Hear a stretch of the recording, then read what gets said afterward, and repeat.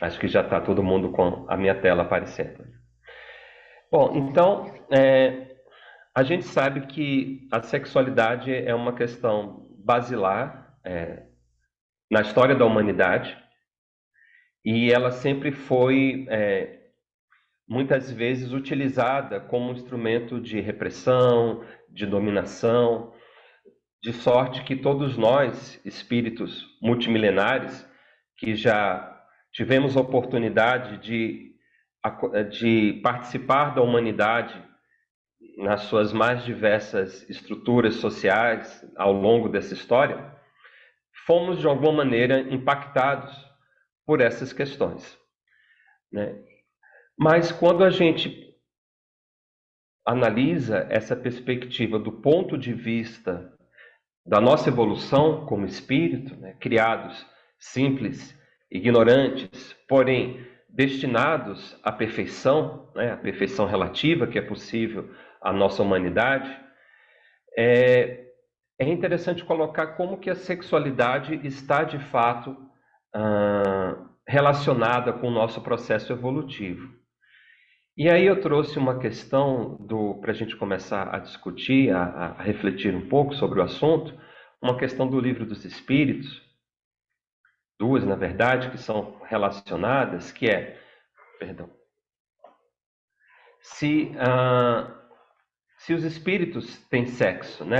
A questão 200, né? E a resposta ela é interessante, porque ela explica, mas ao mesmo tempo ela deixa algo na entrelinha, né? Porque a questão é, tem sexo os espíritos? A resposta é não como entendeis, pois que os sexos dependem da organização biológica, portanto.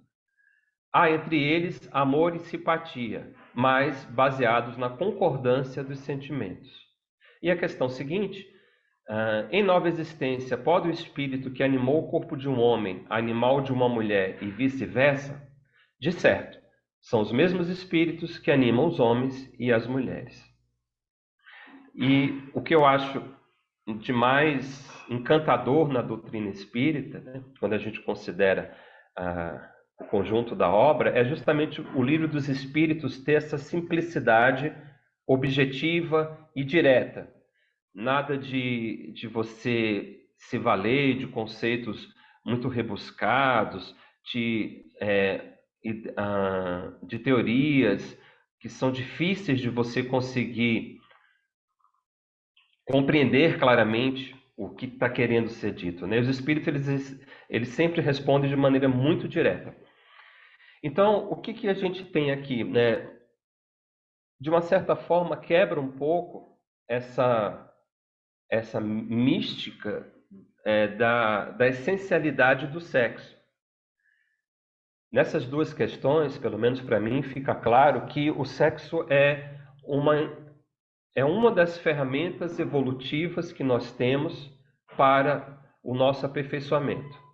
Tanto é assim que, né, não é um atributo do espírito, é um atributo da indumentária física, ou seja, do aparelho orgânico que ele utiliza, e, por conta disso, podemos eventualmente reencarnar como homens, reencarnar como mulheres.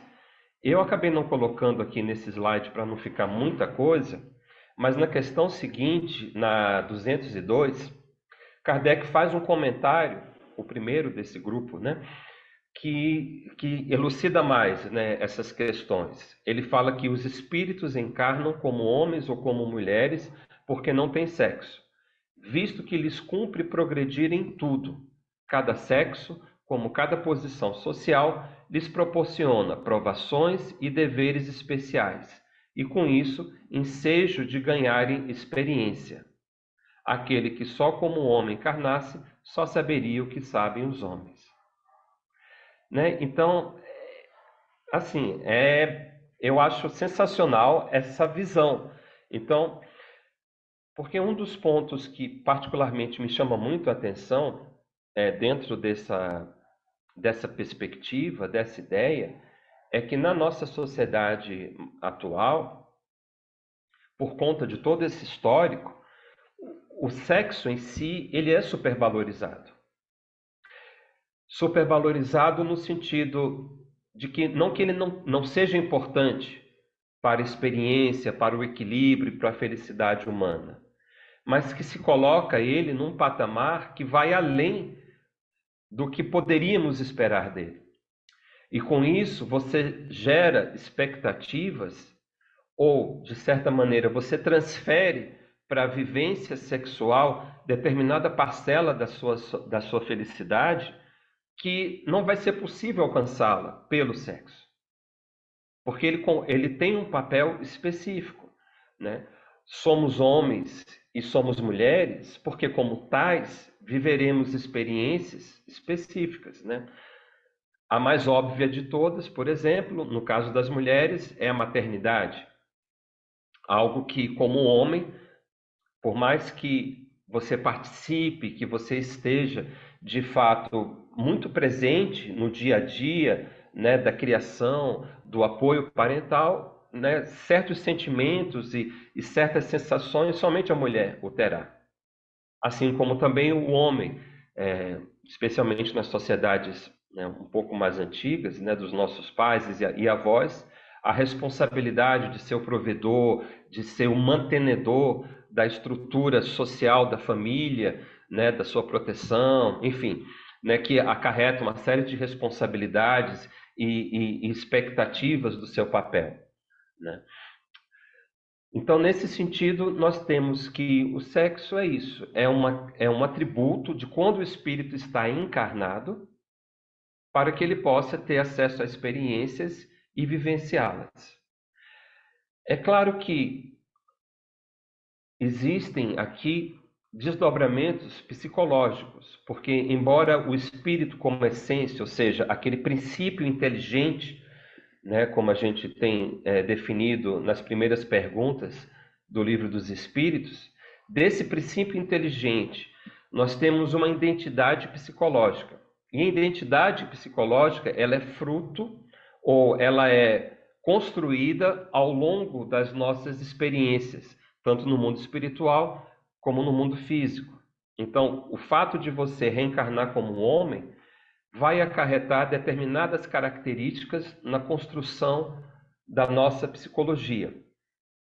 E é claro, ao longo de 3, 4, 5, 10 encarnações como homem, essas características se tornam bastante marcantes no nosso traço psicológico. De sorte que, quando tivermos, por necessidade, por provação, enfim, fazer uma mudança na nossa identidade sexual na encarnação futura, a depender do quanto já conseguimos evoluir, de quanto já passamos por isso, essa mudança na polaridade da sexualidade também acarretará alterações na nossa construção psicológica. Alterações que poderão ser desafios, mas também oportunidades de enriquecimento. Então, eu gosto dessas duas perguntas porque eles abrem uma perspectiva muito mais ampla do que considerarmos apenas e única e especificamente a nossa condição atual. E aí,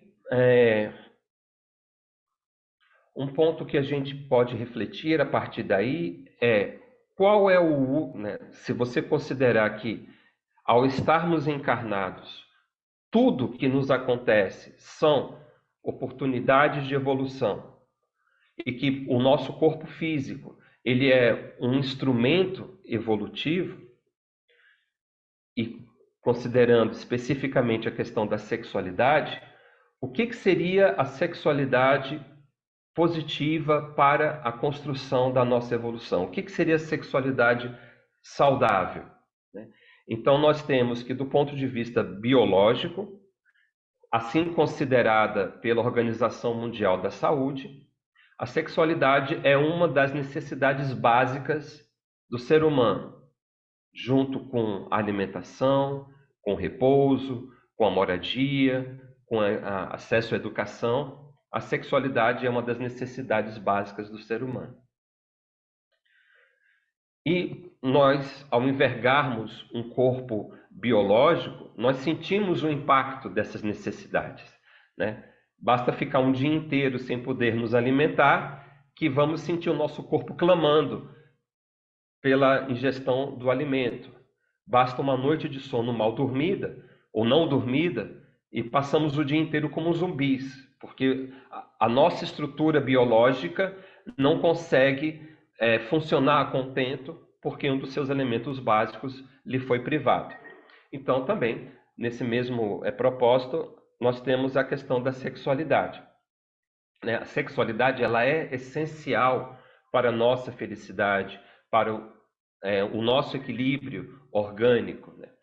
E é interessante que ela tem um ciclo ao longo da nossa vida, né? Na infância, na adolescência, na idade adulta e na idade onde você... me falta o termo, mas enfim, quando nós estamos idosos, né? Em cada fase dessa, os nossos hormônios, a forma como o nosso corpo muda, funciona, muda. E com isso muda também os desejos e como nós vivemos a sexualidade. Bom, posto isso, sexualidade sempre foi um assunto de grande debate ao longo da nossa história. Especialmente se nós pegarmos a história do mundo ocidental, a humanidade nunca lidou muito bem com a sexualidade, ora reprimindo em demasia, ora liberando as práticas e a vivência sexual também em demasia. E podemos historicamente observar que tanto esse movimento pendular para um lado extremo ou para o outro lado extremo produz grande felicidade na sociedade. Então aqui talvez o ponto central, né, que nos interessa é como viver a sexualidade de modo que seja construtivo, harmônico, que não seja na nossa vida mais um causador de ansiedade, de perturbações, de desarmonia. E aí, Júnior, eu vou pedir licença para dar um pequeno spoiler do próximo livro que vocês vão estudar, Vida e Sexo, para a gente começar a tratar de uma forma mais prática esse assunto. Então eu trouxe um trechinho só, mas assim, é um spoiler daqueles que quando a gente quer convidar um amigo para assistir uma série ou um filme, a gente conta só a introdução, então a gente não estraga a história, né? A gente dá só aquele gostinho para que a pessoa se interesse em conhecer mais a obra, né? Então a ideia é essa. Então esse pequeno trecho que eu estou trazendo é da introdução do livro, então espero não estar estragando o estudo que vocês vão fazer mais detalhado a posterior. Então, ainda na introdução, né, do livro Sexo e Vida, que não chama-se introdução, é o próprio título da obra, né, Vida e Sexo. E aí nós temos o seguinte, acabei colocando mais um. Como é mais longo, eu vou liberando os parágrafos aos pouquinhos. Em torno do sexo, será justo sintetizarmos todas as digressões nas normas seguintes: não proibição, mas educação. Não uma abstinência imposta, mas emprego digno, com devido respeito aos outros e a si mesmo. Não indisciplina, mas controle. Não impulso livre, mas responsabilidade. Fora disso, é teorizar, simplesmente, para depois aprender ou reaprender com a experiência. Sem isso, será enganar-nos, lutar sem proveito, sofrer e recomeçar a obra da sublimação pessoal, tantas vezes quantas se fizerem precisas pelos mecanismos da reencarnação, porque a aplicação do sexo ante a luz do amor e da vida é assunto pertinente à consciência de cada um. Então, eu acho que essa introdução dá uma síntese muito interessante do que Emmanuel se propõe a abordar na obra, e eu fiz questão de destacar 3 pontos. O primeiro deles eu coloquei até em negrito, que eu acho que deveria ser o princípio basilar quando se fala de sexualidade, que não a proibição, porque tudo que você proíbe, você nega o sujeito da proibição, você nega a ele a compreensão daquele fenômeno. E tudo que eu não compreendo tem o poder de me dominar, tem o poder de me destruir. Né? Como a gente gosta de falar, o pior inimigo é aquele que eu não conheço, porque ele pode me atacar de surpresa e eu não estarei preparado para lidar com ele. Então, nesse princípio, a educação é papel fundamental.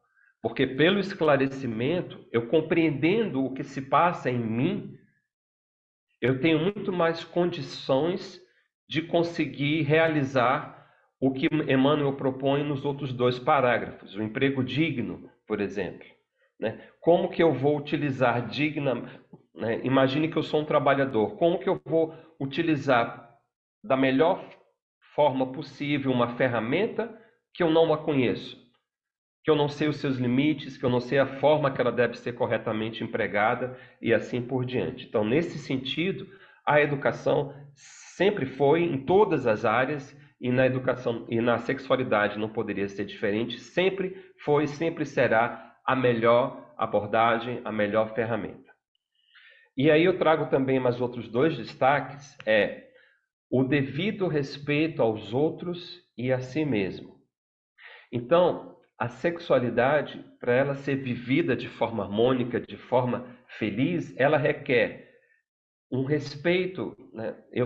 Se eu fosse fazer uma pequena sugestão a Emmanuel, eu inverteria só a ordem, porque eu creio que o respeito à sexualidade começa primeiro conosco, como que eu me relaciono com o meu corpo, e eu vou comentar isso um pouco melhor no próximo slide, mas primeiro respeitar a mim, a sexualidade em mim, para que então eu consiga também respeitar a sexualidade quando ela é vivida com os outros. Né? Então, porque boa parte das frustrações, dos processos até mesmo obsessivos, que alguns autores espíritas abordam, e que creio que vocês já abordaram, pelo menos na outra obra de Joana de Ângeles, né, os processos obsessivos começam justamente quando nós não respeitamos a nós e não respeitamos ao outro, ferindo o seu amor, ferindo a sua confiança, ferindo os seus sentimentos mais caros. Então, por isso que eu acho que eu quis destacar esse aspecto, né? O respeito aos outros e a si mesmo. E um outro aspecto que eu destaquei dessa introdução de Emmanuel é justamente que a sexualidade é um assunto pertinente à consciência de cada um.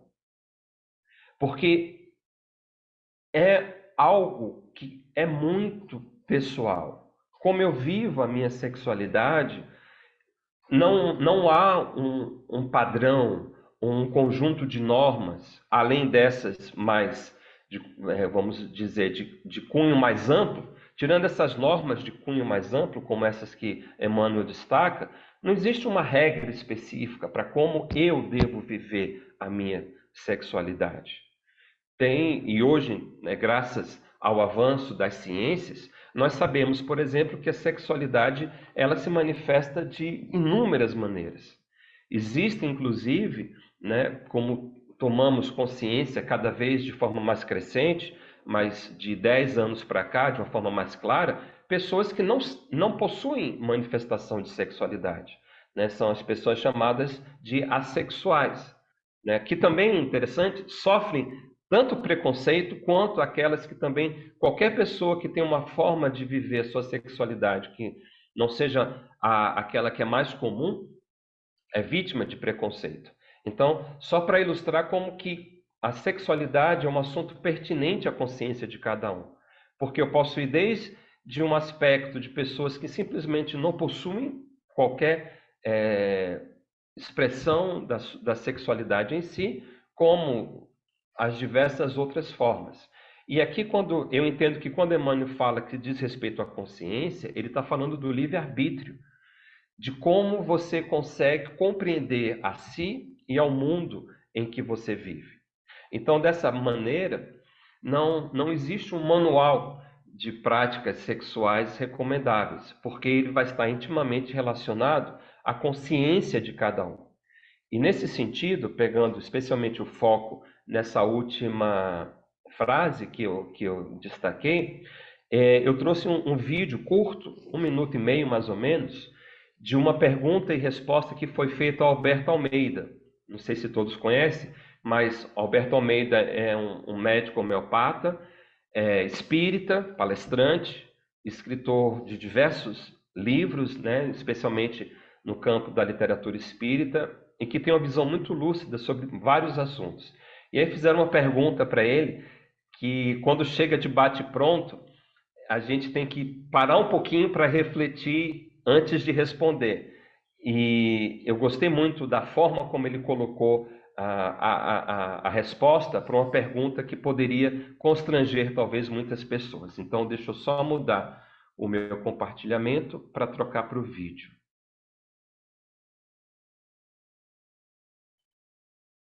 E aí, Milton, se não sair o som, por favor, se puder me avisar, mas eu ativei o compartilhamento com som, então eu creio, espero que dê certo.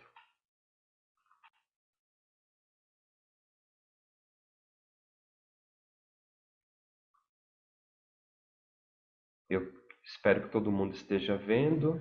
Então, eu vou colocar aqui.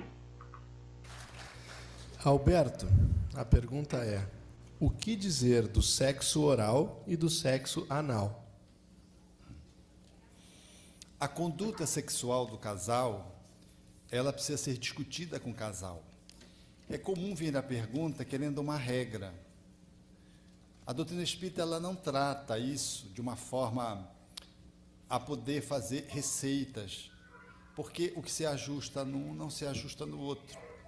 A sexualidade, ela tem uma amplitude de desdobramentos que varia ao infinito.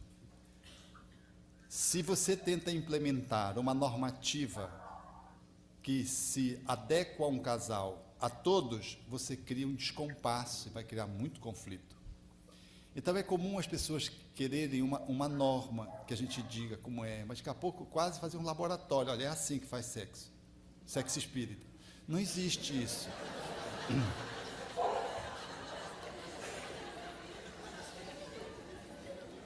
Não existe. Então, o que é importante é você avaliar, você com você mesmo, o que está coerente, o que não está coerente, o que te fere, o que não te...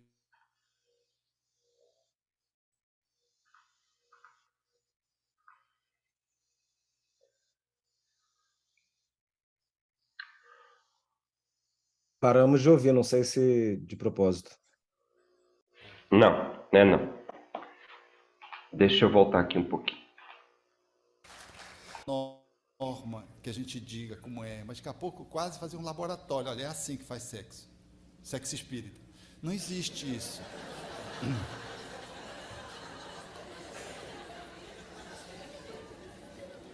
Não existe. Então, o que é importante é você avaliar, você com você mesmo, o que está coerente, o que não está coerente, o que te fere, o que não te fere, o que fere o outro, o que não fere. Eu não posso impor uma tipificação sexual que o outro não compartilha. Eu não posso violar o outro se o outro não comunga de determinado ambiente de natureza sexual. Pronto, acho que agora deu certo, né? Então, né, a resposta que ele dá, deixa eu voltar a compartilhar minha tela.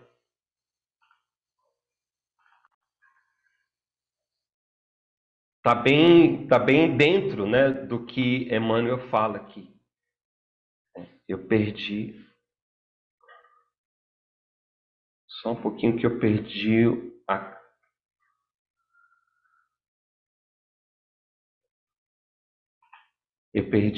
a visão de vocês, então eu não tenho feedback do. Deixa eu ver como é que eu faço para. Só um momentinho, para voltar a ver a carinha de vocês. Foi quando eu exibi o vídeo, ele mudou. É pior que eu não sei fazer. Deixa eu mudar minha visão aqui.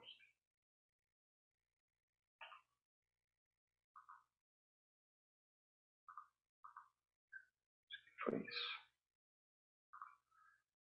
Só um minutinho, que acho que agora vai dar certo.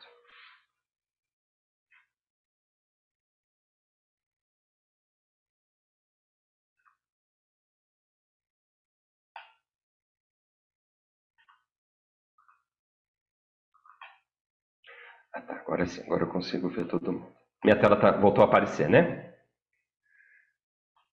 Ótimo. Ok. Bom, então é isso. Então, né, o que o Alberto Almeida fala com outras palavras é basicamente o que Emmanuel colocou aqui, né? Então, primeiro, não existe sexo espírita, né? Eu achei ótima essa expressão dele, bastante presença de espírito, né? Porque não existem essas normas, mas existe o que ele falou que eu acho muito importante, especialmente quando a gente está falando, né, da vida em casal, que é o respeito ao outro, né? Eu tenho a minha forma de viver a sexualidade que muitas vezes não vai ser da mesma forma vivida pelo meu parceiro ou pela minha parceira, né? E como tudo numa vida a dois, você tem que ter o respeito e a conversa franca, a negociação, né, do que pode ser bom para os dois, né? Porque toda vez que você tem, né, e a gente fala, né, no caso da vida a dois, não só de sexo, mas em todos os aspectos da vida a dois, é um processo de parceria, né? Então, por exemplo, nós dois vamos sair de férias, eu quero ir para a praia, o meu parceiro ou parceira quer ir para o campo. Como é que a gente resolve esse impasse? Né? Não dá para ter as duas coisas ao mesmo tempo, ou talvez dê, né, se as férias forem mais longas, eu passo 2 semanas no campo, 2 semanas na praia, e tudo na vida a dois é assim, é o respeito, a negociação, o que é possível ceder, o que é vital para mim. Então, na sexualidade também não pode ser diferente, né? Na vivência da vida sexual, esse respeito, esse cuidado são inclusive demonstrações de amor, do quanto o outro é importante para mim, né? E, obviamente, pela reciprocidade, o quanto eu sou importante para o outro. Dentro da literatura espírita, a gente tem diversas obras que abordam muito bem o assunto. Mas eu vou pedir licença para introduzir um ponto que eu considero muito importante, que eu não vi, pelo menos pelo pouco que eu estudei, eu não via isso abordado nas obras espíritas, pelo menos essas mais comuns que a gente costuma recorrer para lidar com o tema, mas que me parece ser um conceito fundamental para melhor compreendermos essa questão da vivência da sexualidade a dois, né, num relacionamento onde o amor também está presente. Que é justamente, deixa eu trocar aqui o slide, a revisão, né, e à medida que o nosso entendimento sobre a psicologia, sobre a vivência em sociedades avança, é natural que alguns conceitos necessitem ser revistos, porque foram conceitos elaborados quando se tinha uma compreensão mais incompleta de determinado assunto, né? Inclusive isso está bem dentro, né, da proposta espírita, né? À medida que a gente avança na compreensão intelectual, é necessário, às vezes, rever alguns conceitos que nós temos. E um conceito que é muito importante para que você tenha uma vivência da sexualidade mais feliz, mais saudável, na minha compreensão, é revisar uma ideia de que amor e sexo são quase a mesma coisa, ou como, talvez falando, como se um fosse consequência do outro, porque isso pode nos apontar para um rumo, um objetivo que talvez não seja viável de alcançarmos porque ele está incorreto.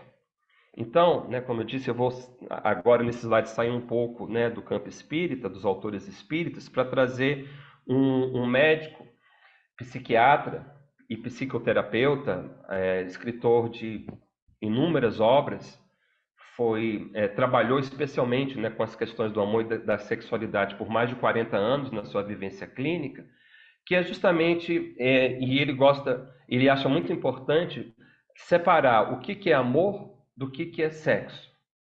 Então ele coloca o seguinte, que amor é o sentimento que temos por uma criatura especial, cuja presença nos provoca a agradável sensação de paz e aconchego, tão bem-vinda, porque atenua aquela relacionada com o desamparo que nos acompanha desde o primeiro instante da vida extrauterina. O amor, né, quando temos aquela ruptura, né, estávamos no ventre da mãe, com todo o aconchego, a proteção, o alimento, e de repente, parecendo com aquela figura mítica, né, do Antigo Testamento, né, nós somos expulsos do paraíso e temos que viver por conta própria, com o nosso esforço, né? Então, esse desamparo é o que ele está falando, né? Quando saímos, né, da vida intrauterina. Então, o amor corresponde, pois, a um prazer negativo. Negativo no sentido de que está relacionado com a atenuação da dolorosa sensação de incompletude e desamparo. Equivale à sensação de paz e harmonia e depende essencialmente da presença de outra pessoa. Trata-se, portanto, de fenômeno interpessoal por excelência. Então, aqui eu destaquei essas duas características, né?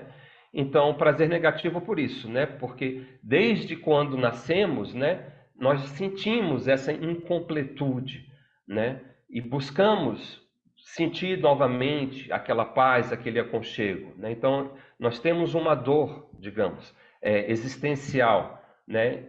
E quando encontramos essa pessoa especial, cuja presença nos provoca paz, aconchego, harmonia e bem-estar, nós preenchemos essa dor, nós zeramos essa dor, né? Então, por isso, prazer negativo. Já o sexo segue uma rota totalmente distinta da descrita. A descoberta do sexo pela criança é parte do processo de conhecer a si mesma e ao mundo que a cerca. Trata-se, pois, de fenômeno relacionado aos primeiros passos na construção da própria individualidade. Acontece sem interferência de outras criaturas. A excitação sexual é, então, produto de uma atividade individual, tendo sido por isso mesma chamada de autoerótica. Sexo é, pois, excitação e não paz. É prazer positivo, porque não depende da existência de um desconforto prévio, a ser atenuado por suas manifestações, como acontece com a criança que está chorando sozinha e se regozija quando a mãe se aproxima dela. E é, então, um fenômeno essencialmente pessoal. Então, entendo que essa distinção é importante, porque, como está colocado aqui, na visão desse médico, o amor e sexo eles são quase coisas opostas. Enquanto o sexo é interpessoal, porque, nesse sentido, né, não existe amor por si mesmo, porque eu amo quem me traz essa sensação de paz, de aconchego, de completude, né, que supre essa dor do desamparo. E o sexo não. A criança, quando está explorando o seu corpo, né, sente o pezinho, sente a mãozinha, determinado momento, né, dessa exploração, ela sente que certas áreas do seu corpo lhe causam uma sensação agradável. Então, é todo um processo pessoal, né? Então, por isso, né, que ele fala que é um prazer positivo. Positivo não é porque é bom ou é ruim, mas positivo porque eu estou bem e de repente eu descubro que determinada atividade minha me causa uma sensação melhor, né? E por isso, então, é um processo pessoal. Quer dizer, eu não dependo do outro para viver a minha sexualidade, né? E assim como também o outro não depende de mim, né? E isso é interessante porque são fenômenos que podem muitas vezes se anular, né? Então, um casal, por exemplo, que tem um clima de amor muito forte, né? Onde essa sensação de paz, de aconchego, de completude, ela é muito marcante, é comum que, depois de um certo período, esse casal sinta que o apelo sexual não é tão relevante assim como era no início, porque justamente são fenômenos diferentes. Então, às vezes é necessário mudar a chavinha para que você entre nessa vibe, digamos, né, do sexo, né, que ele tem uma forma de manifestação diferente.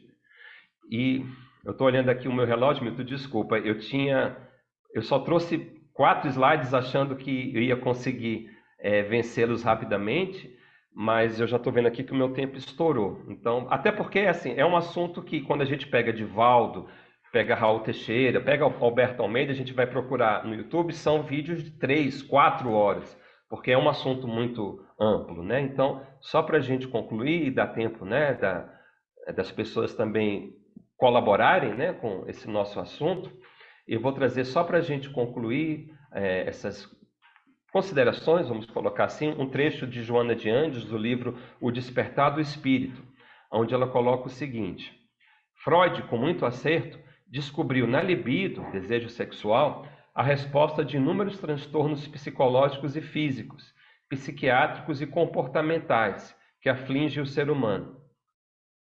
Examinando a sociedade como vítima da castração religiosa ancestral, decorrente das inibições, frustrações e perturbações de seus líderes, que, através de mecanismos proibitivos para o intercâmbio sexual, condenavam-no como instrumento de sordidez, abominação e pecado.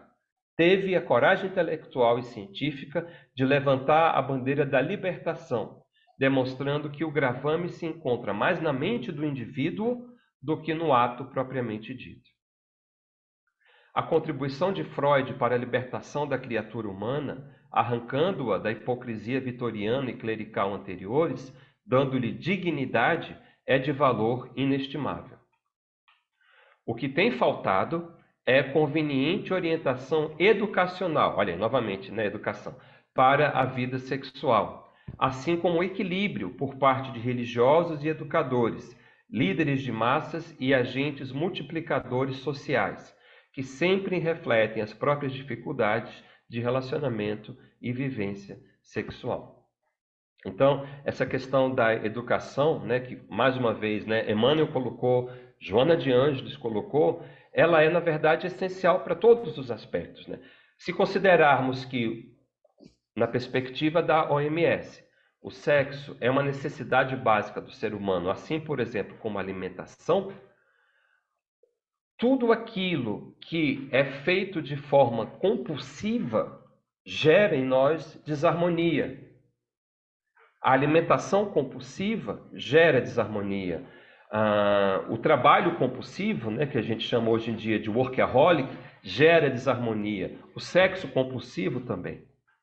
Portanto, a necessidade da orientação ela é fundamental, junto com respeito, com autoconhecimento e com a autoconsciência desse fenômeno. Bom, eu imagino que vamos ter várias perguntas, né, e aí a gente vai poder talvez aprofundar ou, enfim, voltar em alguns temas. Então, Milton, eu vou encerrando por aqui para a gente não passar muito do nosso tempo.